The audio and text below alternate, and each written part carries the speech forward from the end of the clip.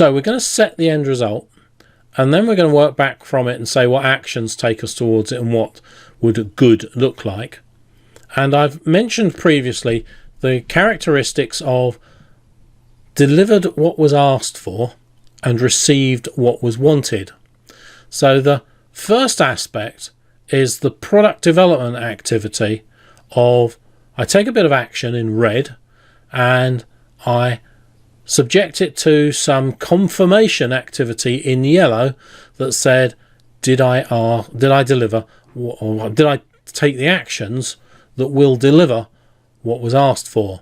Notice the line starts in yellow, and that's the bit of saying what standards are we going to aim for, what standards apply, and how will I demonstrate that I have met them.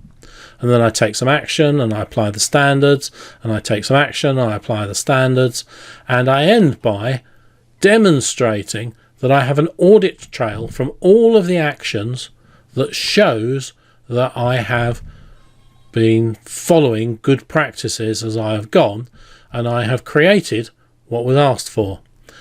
One little example of that might be something like, imagine that you're cooking a chicken, and we know that the test for is the chicken safe to eat is that when you stick a knife into it, you don't see any signs of blood, because if you do, it hasn't reached a high enough temperature.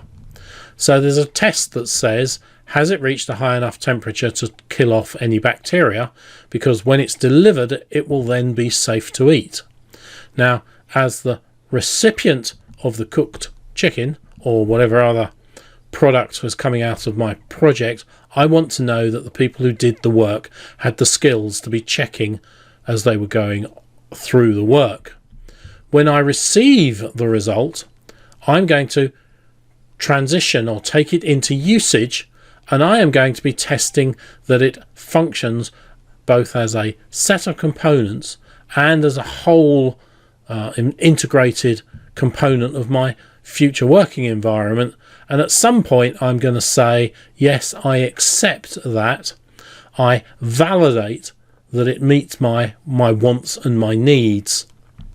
So there's some other seal of approval and thumbs up there, and from that point onwards we're off into production, and somewhere between the two questions that ask, have you done what was expected and have you delivered what was wanted, will be project closure.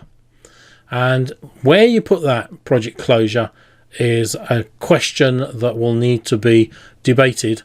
Either you debate it as you go, and that's not uncommon, or you can define it right at the beginning. It's easy to define right at the beginning if you have the project that's the equivalent of the clear straight road, and it's hard to confirm at the beginning if you have the equivalent of the walking up the hill, or the mountaineering one, where every time you crest one hill you see that there's another problem ahead of you.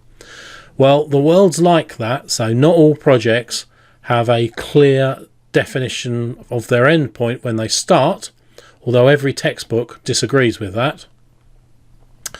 So I've covered it all with you a couple of times now from different perspectives.